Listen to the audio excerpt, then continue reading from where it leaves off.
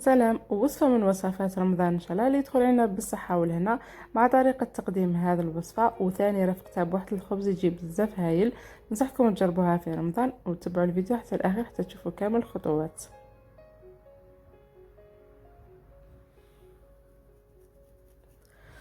قبل هذا ما تنسوش ديروا ابوني وتفعلوا الجرس حتى يوصلكم جديد. نقولوا بسم الله، نبداو في تحضير الوصفه. واش نحتاج في الوصفه هذه؟ نحتاج حبه تاع بصل تكون صغيره.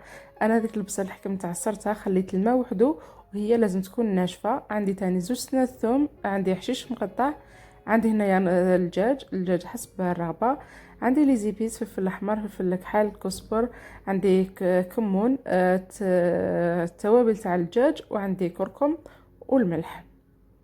اول حاجه نحط هذاك البصل مع الدجاج. هنا نزيد نسكرفج عليهم زوج سنينات تاع الثوم، واللي يحب بزاف الثوم يدير اكثر.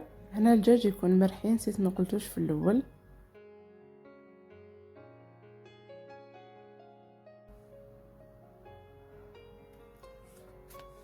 حطيت عليهم شويه تاع حشيش مقطع. عندي هنايا نحط التوابل تاوعي كامل اللي قلت لكم: فلفل احمر فلفل كحل كزبر كمون، عندي شويه توابل تاع الدجاج والكركم. زدت هنايا حوالي زوج مغارف تاع الزيت باش يعطي لي طراوه بك لهذاك الدجاج تاعي. انا زدت حكيت عليهم شويه تاع زعتره ونخلط مليح الدجاج تاعي. هنا مليح الدجاج تاعكم تكونوا وجدتوه من قبل بواحد هكا ما تقدروا ديروه صباح وتخليوه فريش يدير حتى الوقت الفطور وباش طيبه. من بعد هنايا العشيه كامل رحت درت هذوما نديرهم على شكل هكا سبيعات، ما يكونوش خشان وما يكونوش رقاق. نشكلهم كامل هكا بهذه الطريقه. هنا من بعد في مقله ولا راح ندير لهم شغل نشويهم ماشي نقليهم، خليهم حتى ما يبداو يتشواو. بعد هنا هذيك البصل اللي كنت خليتها زدت معها زوج مغرفه تاع زيت كبيره، وزدت هنايا شويه هريسه. اللي حب يدير كيتشوب ولا يدير طماطم شويه، ومع شويه تاع زعتره. وكل ما نقلب هذوك الدجاج تاعي هكذا بحاجه نمسح فوقهم كامل هذاك نتمنى نمسحهم بهذيك البصل بانسو هكذا باش يجوني شويه طريين، ما يجونيش ناشفين. من بعد هنا جيت نحضر هذاك الخبز تاعي. واش نحتاج فيه؟ عندي هنايا كاس ونص تاع حليب، كاس تاع حليب دافي مع نص كاس تاع ماء دافي. بعد عندي مغرفه كبيره تاع خميره ومغرفه كبيره تاع سكر.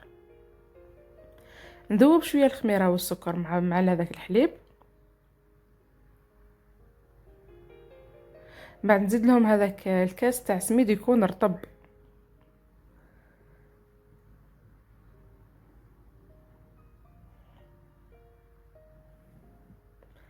نخلط قبل هذاك السميد لانه سميد شويه يكون خشين. نحاول هكذا نذوبو شويه في هذاك نخلطو غير شويه برك مع الحليب.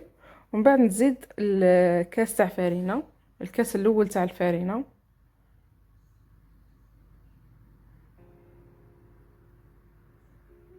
نزيد الكاس الثاني تاع الفرينه تاني. هنايا كاين الفرينه اللي تشرب وكاين اللي ما تشربش.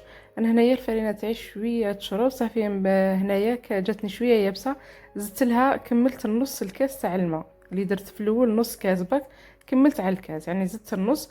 ومن بعد نخلطوها مليح حتى كامل ينسجموا مع بعضهم.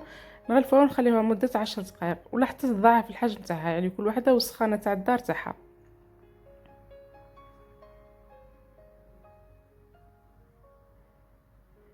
هنا بعد نضاعف لي هذاك الحجم تاع لاباط تاعي.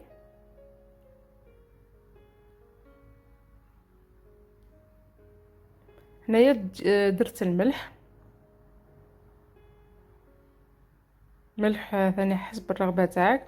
ومن بعد نبدا نخلط فيه بيديه، ونحاول قد ما قدرت نخبطه هكاك بهذه الطريقه. يعني كل قد ما تخبطيه مليح، يعني في هذا الخبز ولا في جميع المخبوزات لازم، ولا في المطلوع ولا تاني نخبطه بهذه الطريقه باش يجينا خفيف ويجينا فرغان من داخل. يعني قد ما قدرتي تخبطي خبطيه بهذه الطريقه، يعني باليد من الفوق من التحت للفوق.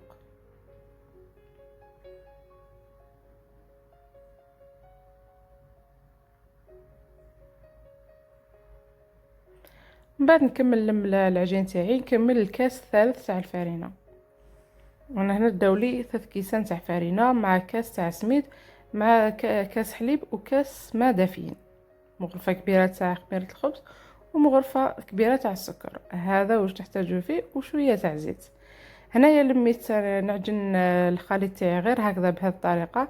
هنايا كملت عجنته هكا يا ربي واحد دقيقه بالله برك، ومن بعد هنا جيت دهنته هكا بشويه تاع الزيت باش ما يلصقليش في يدي، باسكو العجينه لازم نخليوها تكون طريه تلاصق شويه في اليد، راك تشوفوا طريه بزاف. انا قسمت العجين تاعي على زوج، ومن بعد قسمت على كل وحده قسمتها على زوج. وانايا على حسب الحجم تاع الكريه اللي بغيتي، حبيتي خبيزات كبار ديرهم كبار، انا حبيتهم صغار باش نقدروا نديروا بهم لي ساندويتش ولا ناكلوهم هكذاك. هنايا بعد كي نكوروهم هكذا حنخليهم تاني نغطيهم ونخليهم يرتاحوا واحد 10 دقائق حتى يضاعف الحجم تاعهم، ومن بعد نجي نحللهم بالحلال. نحللهم بالحلال يكون ما يكونوش رقاق بزاف وما يكونوش خشان بزاف، يكونوا بهذا السمك. ننفضهم شويه من الفارينه تاعهم ونخليهم يزيدوا يطلعوا. بعد هنايا كي نحطهم في طاجين غير نشوفوها بدات تطلع غير شويه نقلبوها. الوصفه تاعنا اليوم راهي واجده معنا. انا رافقتها مع شويه تاع لي فريت مع الشلاضه، ودرت ثاني بصل وطوماطيش، ورافقتها ثاني مع الهريسه والمايونيز. تعطينا هكا مظهر شباب. وهذا هو الخبز تاع اللي رافقته معاه تالي، يجي بزاف هايل، يجي خفيف ويجي فرغان كامل من داخل ويجي طري. تقدروا ديروهم دي ساندويتش ولا تاكلوهم هكذاك. ان شاء الله تعجبكم الوصفه وتجربوها. في الاخير ما تنسوش ديروا ابوني. سلام.